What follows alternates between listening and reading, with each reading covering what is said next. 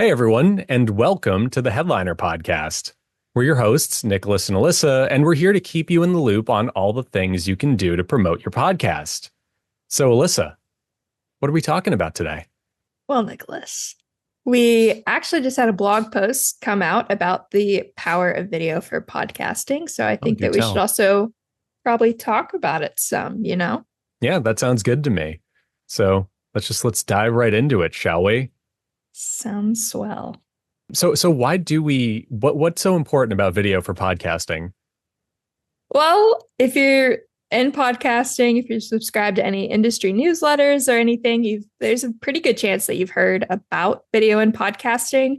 YouTube actually just released a whole report about how they had over, it was 1 billion views of video podcast in the month of January alone. So Wow. that's kind of an insane stat to start it off. Yeah. Um, but really, I mean, and even outside of YouTube, social video, we see over 71% of podcast listeners actually have discovered a podcast through social video. So, I mean, those two stats alone to me are pretty compelling to kind of point out the importance that video has for podcasting hmm and just kind of the opportunity that it also presents podcasters as well. That makes sense to me. I mean, I know podcasting has very traditionally been seen as like almost an extension of radio, right? It's an audio driven medium and all of that. And it Mhm. still is. You know, the words are ultimately what matters there, but it sounds to me like video is kind of coming in and just expanding the discoverability of that audio, which is obviously a cause that like we here in Headliner like are intimately familiar with, right? Like that's our whole thing, making audio visual. That's the line we like to use. So that makes sense to me. And like it feels like a natural extension of what, that analogy I just said. Mhm. Podcasting is an extension of radio. Well, just speaking as the film nerd who studied like the history of film and TV and stuff, that's what they called television to movies back in the day. And that's what they called television to radio. It was an extension of that. A lot of early TV shows were just radio programs with pictures. And we're kind of seeing the same thing in podcasting now, where it is just a lot of those audio shows we love, but with pictures now of people Exactly. sitting there with microphones. Or even I've seen like a lot of people use the AI to make like avatars and stuff. That's kind of a cool Yeah. way to circumvent that whole I don't want to get on camera. I don't want to get on camera. I'm here on camera. I'm doing it. Well, we'll just be back next week with our VTuber avatars, like these cartoon characters as us. No, I've seen that same exact thing, and it's crazy what you can do now with tech. Yeah, I mean, you can just use like filters on a webcam and animate yourself as a character. And it's still video, it still counts. So that stat you mentioned about, I think it was 1 billion views on podcasts on YouTube or something. Yeah, That, wow. that's Um, insane. well, that's kind of like there's another stat I've seen thrown around that I'm totally not reading off our spec doc for this. I think it's something to the effect of like, hey, did you know that 1/3 of podcast listeners are on YouTube? Which is, it's obviously a video native platform. So it does kind of just point out like, hey, if you're a podcaster and you're struggling to get more people listening, or you just want, maybe you're not struggling, maybe you're cream of the crop and you're on top and you're just like, hey, I want to get even more people. Yeah, get on YouTube if you're not already and consider organic video.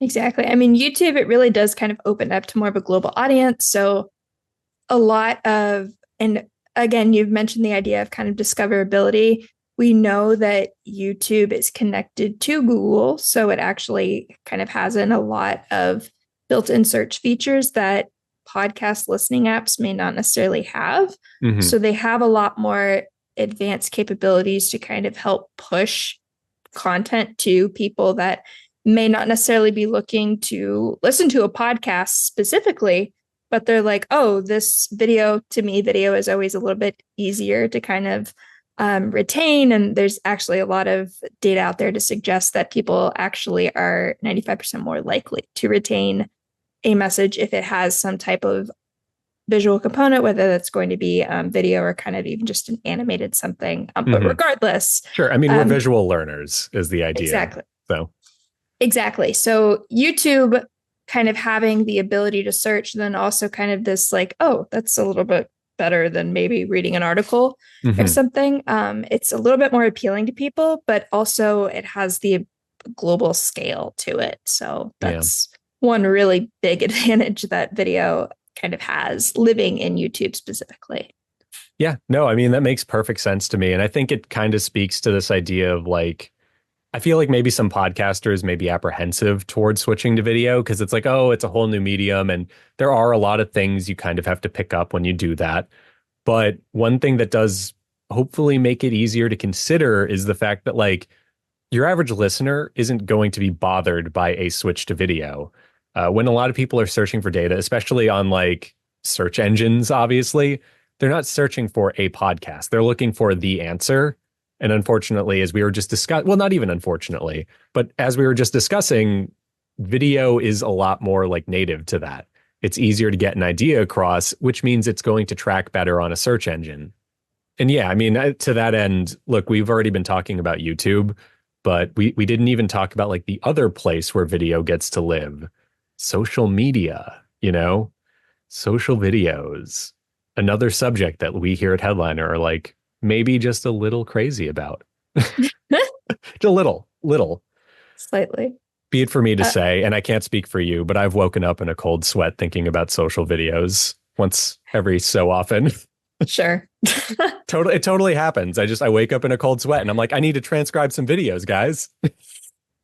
Anyway, this is for me to work out with a doctor on my we own time. So let's just I was gonna say, anyways, we digress. yeah. But yeah, to that point, yeah, social video, of course, Headliner, that's kind of our bread and butter. That's where we got our start, is taking podcasts, creating social video known as audiograms out of them.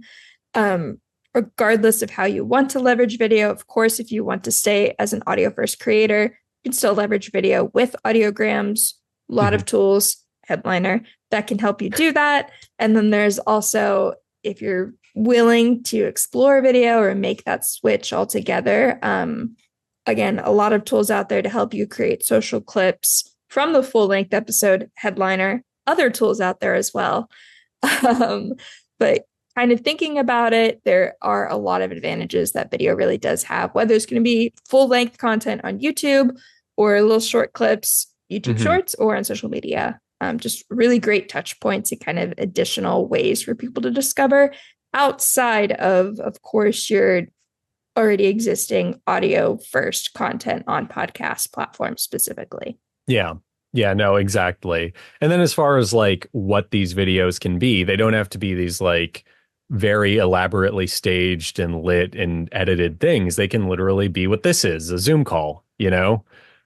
So long as you're really just kind of talking on camera with a microphone, you're doing more than enough. That is, I don't remember the exact stat, but a stat was actually published like just a week or two ago about how many podcasts are recorded remotely and how they're recorded remotely. And like far and away, Zoom is still like number one, I think, on that Yeah. list.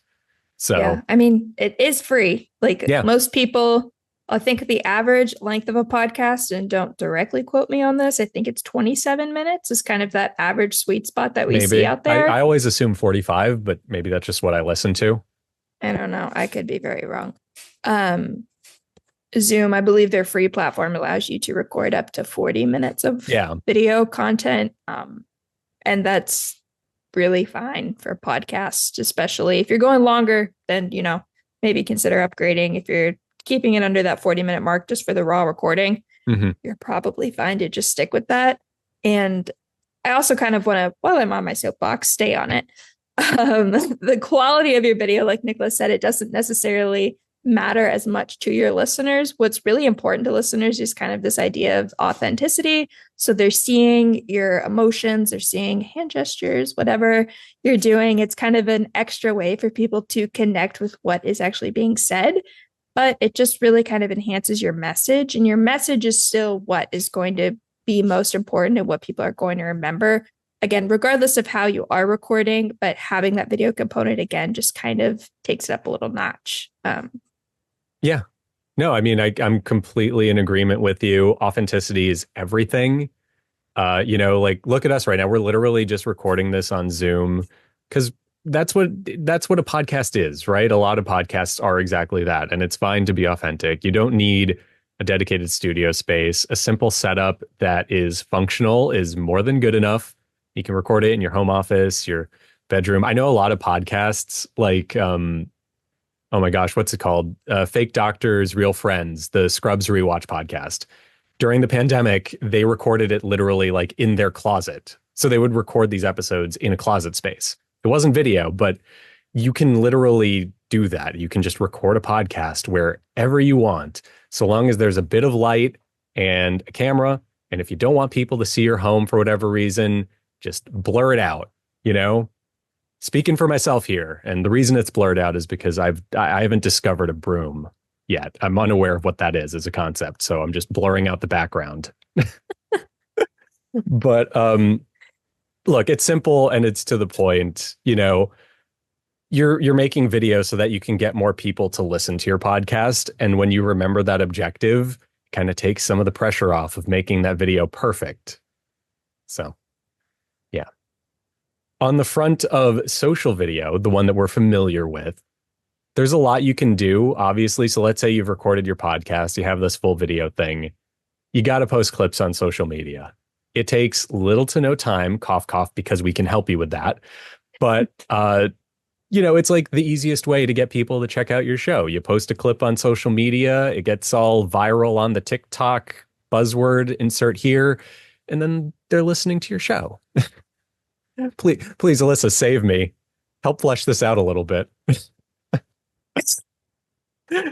Um, yeah, so TikTok, obviously, I see a lot of podcasts on my personal like For You page on my TikTok. Mm-hmm. I'm not searching for these at all. I mean, it's just kind of coming up in like natural algorithm and kind of content recommendations. So it's not even necessarily that you are trying to reach and obtain a listener. It's also kind of an awareness play, which in marketing, that's kind of this idea of, I know I'm doing something, I don't know what's working, but it's working.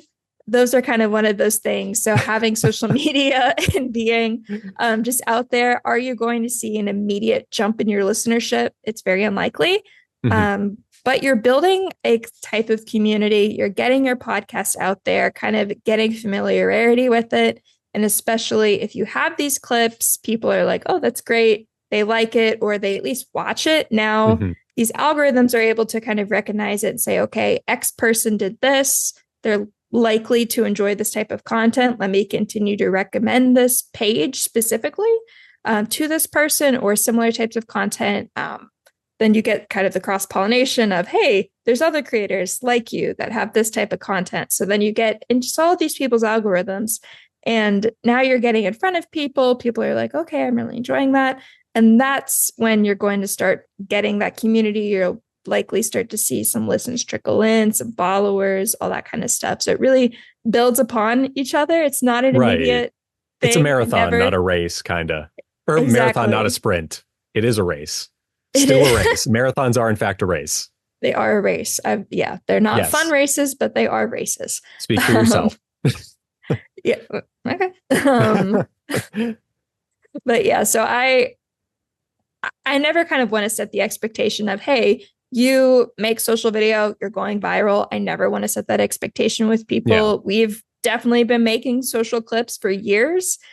We've gotten some clips to have a few thousand views. To me, I'm like really happy with that. Sometimes we only get like 6. That just happens. So you kind of need to maybe assess the type of content that you're making, look at what you are doing. If you're like, hey, I really want to get all in on this video idea, then that's when you can start kind of assessing the content. But to be quite honest, even the ones that have 6, like that's 6 people that wouldn't have seen this podcast, in my opinion. Right. So I'm happy with that.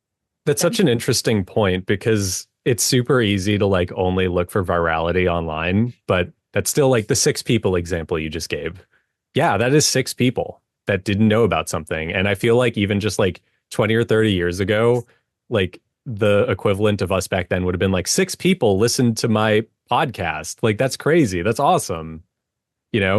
6 people is a lot in a lot of ways. If it's 6 quality listeners, it's 6 quality listeners. And it's a free way to get these people. I mean, if you Yeah, well, want what did it to, take? You just yeah. posted it on Instagram and put a snarky caption on it. Like, I hate that it was snarky. I mean, I'm just working with what you give me. Oh.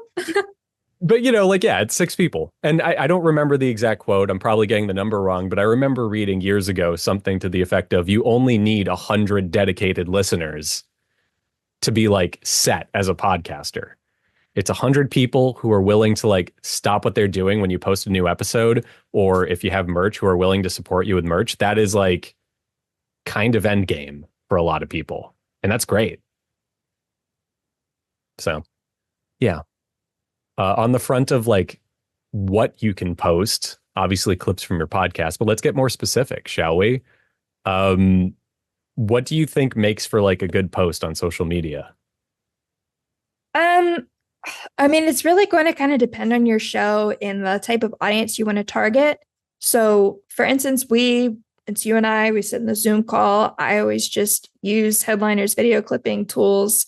It has this lovely little auto framing feature. So it will just show like our video, which is a talking head style. So it's just literally what you see here, talking heads. It's just our little faces talking. Zooms in on those. And then as the speakers change, it'll kind of swap back and forth. It has some captions. That's probably the most popular style of video that you're going to see out there.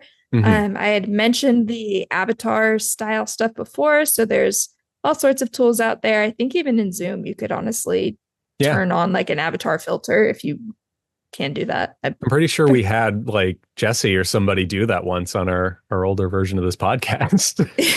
Rest in So, peace to the pod. yeah, rest in peace to the pod. But Um, yeah. but yeah, that's a form that's like a subset of talking heads. We mentioned the AI generated stuff. It's kind of hard to ignore that now. You can very easily create video just from text prompts. Mm-hmm. Audiograms, of course, it's going to be kind of the easiest way to create video from a podcast.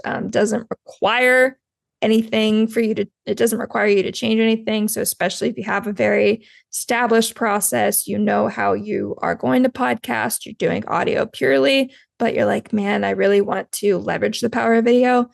Audiograms are going to be a really great way to kind of start that process, or even just fully use audiograms only for video. Like I know Freakonomics, they are going to be kind of one of the biggest people that I can think of, at least right now, that use audiograms purely on YouTube to get their podcasts out there. And I mean, they've definitely seen a lot of success with podcasting on YouTube, just using audiograms.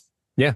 And then as far as the content of these clips themselves, like it's kind of self-explanatory stuff. It's what you think is going to grab people.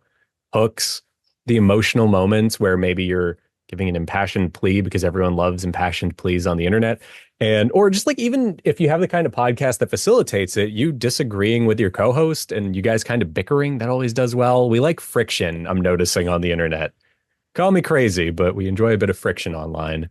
So stuff like that, it's going to grab people. It's going to hold their attention. More informational stuff. If you're a data-driven podcast or you're talking about like issues or something, just actually putting the lead there and being like, hey, this is about X, Y, and Z, and this is what we thought about it as your clip is great. Also, the idea of something like a curiosity gap, right? Which is like, hey, maybe you just, maybe you leave a little bit of context out in your clip and you can kind of entice people to continue checking it out. That's an idea. The analogy I always use is look at your podcast as like a full album, 45 minutes on vinyl, on wax, whatever. This is the full story. And then your clip is the promotional single. It's the 4-minute segment of that 45-minute piece that's like great and will grab people and all that stuff. And then as far as like clip length goes, just go dependent off of first the platforms, right? TikTok, you can only upload. Does TikTok have a length limit? I think it's like 10 minutes, but most of them are like a minute or less. Yeah, TikTok is one of those funny platforms. So it's going to vary kind of depending on your level of creator Oh, okay. status. So if you're like verified, maybe you get longer videos or. I think so. I'm pretty confident in this. Not 100% wouldn't bet money on it or anything. But I do think that TikTok in some instances you can do 30 minutes of video, but Sure. again, I think you have to be verified. You have to have like all sorts of stuff met. So I would say for the average person, probably looking at a solid 60-second clip, I Hmm. would say is probably where you're at with Probably like TikTok. the longest you want to go. Yeah, Yeah. which, and I think that's uploading into TikTok. You can only upload 1 minute. I think if you're recording in the app, then that's when you can start getting closer to those like longer 10-minute type Gotcha. clips. Yeah, that might be it. But I think But that's the distinction with that makes them. So sense. And I think also, like, look, just because you have 60 seconds doesn't mean you need to make something 60 seconds long. If your clip is really good for 30 seconds, just use the 30 seconds that are really good, you know? revert back to Vine days. Just bring Yes, back the bring us little. back to Vine days. Oh my gosh. Nothing else this week will make me feel more like a dinosaur than the little tear in my eye I got from the mention of Vine. Um, Oh, I love Vine. I miss Vine so much. But my back anyways, hurts. Thanks for that. Anyway, most important of all, and unlike Vine videos, don't forget to put captions on your clips. That's like arguably one of the most important things you can do, actually. it really is. Yeah. Yeah, so captions, I mean, and not necessarily on TikTok, but on other social platforms like Facebook, Instagram, 85% of videos are watched on mute. So Hmm. you can only imagine, like, if our mouths are just moving, there's no sound coming out. That's a little weird, right? I don't know. Maybe Having you're chewing food. I'm not here to judge, but it could be, I don't know, I guess ASMR, that's I why you need think that captions so that we know if you're chewing food or if you're saying something. exactly, but the captions are going to not only make sure that people that are watching on mute for whatever reason are able to actually understand what's going on, it's actually just also going to make your content a little bit more engaging. Kind of going back to what we said in the beginning, the more kind of visual elements there are, the more like jumpy it is. So if you have especially like those karaoke captions where text is changing color or it's changing styles or something, that's you're scrolling and you're like, whoa, there's a couple things going on. Your eyes automatically going to go to that. So you're likely to kind of have 1 to 2 seconds more of attention before people make that decision to scroll. Hopefully you made a great clip, whether you manually did it, you let a clipping tool headliner select it for you, then I'm sorry, I think I'm hilarious. Then again, having just those visual elements is going to kind of hook people in a little bit more naturally. For sure. And look, it's not just like an engagement editing thing, right? We don't have to like I know a lot of people probably hear, "Oh yeah, put colored captions in," and they think like Mr. Beast immediately. Mm-hmm. No, we are not Mr. Beast, and we're not saying to edit your videos like Mr. Beast necessarily. But on the more informational podcast side, there's a lot of value to doing just captions for them anyway. And you can just straight up have like normal captions, and then the keyword of each sentence can be colored if you want, or little color coding things like that, which is great. I always compare that to giving your viewer like spark notes for what they're doing, because it's kind of like, oh, I can passively watch this and I can put the story together based off of, okay, this word is highlighted, this word is highlighted, this plus this. And not to mention, even if you just do straight up captions, if somebody's listening to something while they read it, there is a demonstrated increase in comprehension, right? Because you're processing it auditorily and visually at that point. So Mm-hmm. it's really good for the brain. And if you have a data driven podcast, you obviously want to do things that are good for the brain, I hope. Seems like a solid alignment there. It seems like it would, the math checks out on that. I don't know. But anyway, other best practices, this kind of maybe goes a little bit past posting to social specifically, but just for editing your podcast, video or audio, just keep it clean and keep it simple. If you have a lot of pauses in your recording because you're like me and you have to collect your thoughts often because there are just so many of them, take the pauses out. And that's fine. And we actually have a tool called Eddie that's like amazing at doing that. We can actually remove like a lot of the ums and the stammering that usually occurs when somebody is trying to figure out what they're trying to say next. Exactly. And then especially if you're thinking about how maybe you're like, okay, this podcast has convinced you. You're like, I'm gonna create social clips, darn it. Where do you start? How do you do it? You can 100% during your editing process, however you're doing that, start to pull those clips out. So I've heard some people, they'll clap, like if they're saying like, okay, especially if it's a little bit more scripted, they might know ahead of time, okay, this is really good. So they'll kind of put a clap marker, they'll just mark it in their script so they know what time to go back and try and clip from. So sorry to interrupt, but as a person with a podcast that does it, there are two things that you can do that probably come in handy. First, if you record to an external recorder, there's a good chance you have a marker button on that recorder and you can just like mark the file while you're recording it. If you're not, though, yes, you can clap. That's awesome. I actually really like that idea. I also just like clapping. It's fun. Makes a memorable sound. I'm just different like that. But no, Cheap sound effects. cheap sound effects. Yeah. No, I studied film in college and I had a slapper board for syncing sound. We just clapped. Like to this day, we just clap. But no, the other thing you can do is you have a cell phone or an Apple Watch. You could start the stopwatch when you start a recording and mark laps every time you have a clip that comes up. And you do the math and you can actually get the number, which is what I do. When I'm recording a podcast, I'll like subtly have my watch in my hand and I'll just like hit it whenever I get a good clip going, I think. You're so smart. I would have never in a million years. Yeah, I have my moments. And people just think I'm fidgeting because I do that. Well, there you go. Um, and then other tips too, if you're thinking like, I don't know that that's for me. Some people, they also just separate from their podcast. They'll do recordings, or even just during the very, very beginning of the podcast, very, very end of the podcast. They'll do some, I think, Call Her Daddy. They're really good about doing it. They do the rapid fire questions at the recording start. And Interesting. I think it might now be baked into the actual podcast. I don't think it initially started out as that. It was just more for social clips. But regardless, some people, they have their own like segments separate to the show where they'll record these clips like intentionally. Sometimes, especially if your guest is very new to podcasting, it's kind of a great way to ice break and get them warmed up. But you're also getting the social clips.